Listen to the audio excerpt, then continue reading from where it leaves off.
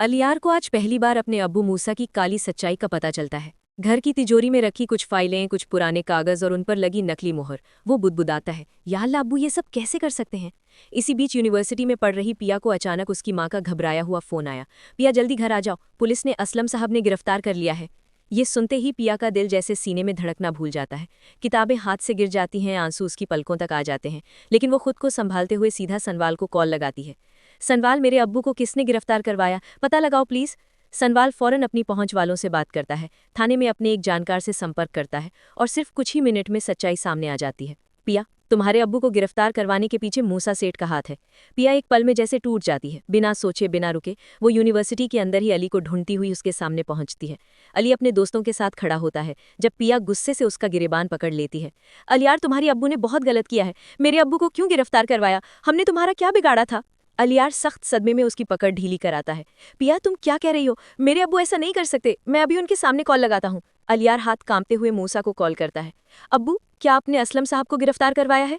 Phone पर मूसा के चेहरे पर एक बेहद घमंडी हंसी उभरती है। वो जवाब देता है, हाँ करवाया है, जो मेरे रास्ते में आएगा उसका यही अंजाम होगा। अलियार का चेहरा सुन पड़ जाता है। वो फोन धीरे धीरे नीची करता है और रिया की तरफ देखता है। पिया, मैं तुम्हारी अब्बू को बाहर निकालूंगा, चाहे इसके लिए मुझे अपने अब्बू के खिलाफ ही क्यों न जाना पड़े। इससे पहले कि पिया कुछ कहती, उसकी आंखों से चुपचाप आंसू बहने लगते हैं। अलियार पीछे हट जाता है और अपने मन में फैसला कर लेता है, आज से वो अपने अब्बू के जुल्म का हिस्सा नहीं बनेगा। दूसरी तरफ पिया घर लौटती है। सनवाल पहले से ही वहां मौजूद होता है। वो अपने वकील दोस्त से बात करके कहता है, चिंता मत करो पिया, मैं असलम साहब की जमानत करवा दूंगा। लेकिन इसी बीच ये खबर मूसा तक पहुंच जाती है कि सनवाल उसके खिलाफ खड़ा हो गया है। वो अपने गुंडों को बुलाता है और कहता है, उसे रास्ते से हटाओ, कोर्ट तक नहीं पहुंचना चाहिए। अगले ही दिन जब सनवाल और पिया कार में बैठकर असलम साहब की जमानत के पेपर लेकर कोर्ट की तरफ जा रहे होते हैं, अचानक दो मोटरसाइकिल सवार कार के बराबर आते हैं और गोलियां चलाना शुरू कर देते हैं। एक गोली सनवाल के हाथ में लग जाती है, कार लड़खड़ा जाती है, पिया घबरा जाती है। सनवाल, सनवाल बोलो, तुम ठीक हो? सनवाल दर्द से कराहता है लेकिन होश खोने नहीं देता। पिया, डरना मत, मुझे कुछ नहीं होगा। पिया किसी तरह कार रोककर लोगों से मदद मांगती है। एम्बुलेंस आती है और सनवाल को अस्पताल ले जाया जाता है। डॉक्टर कहते हैं, गोलियां हाथ में लगी हैं, नस नहीं कटी, जान बच जाएगी। पिया की सांसें लौट आती हैं। वो सनवाल का हाथ पकड़कर बैठती है। उसी रात अलियार को भी ये खबर मिल जाती है कि मूसा ने सनवाल की जान लेने की कोशिश की है। अब उसके सब्र का बांध टूट जाता है। वो घर पहुंचकर अपने अब्बू की तिजोरी में मौजूद सारे काले कारनामों के सबूत निकालता है और उन्हें लेकर सीधा पिया के घर पहुंचता है। ये सारे सबूत तुम्हारे अब्बू की बेगुनाही साबित करेंगे और मेरे अब्बू को हमेशा के लिए बेनकाब भी। अगली सुबह पुलिस मूसा सेठ के घर छापा मारती है। मूसा को हथकड़ी लगाकर ले जाया जाता है।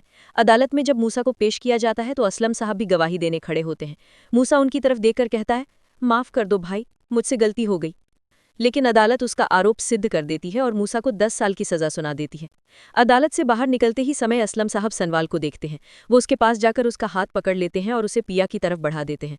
बेटा, तुमने मेरी बेटी और मुझे हर मुश्किल से बचाया है। अगर तुम दोनों राजी हो तो मैं अपनी बेटी का हाथ तुम्हारे हाथ में देना चाहता हूँ। कुछ महीनों बाद पिया और सनवाल की शादी धूमधाम से हो जाती है। शादी की रात जब वो दोनों कमरे में बैठते हैं, सनवाल मुस्कुराते हुए अपनी जेब से एक डिब्बा निकालता है और पिया के सामने खोलता है। ये तुम्हारे लिए एक नई जिंदगी की शुरुआत का तोहफा। अंदर चमकती हुई खूबसूरत डायमंड की अंगूठी रखी होती है। पिया मुस्कुरा देती है।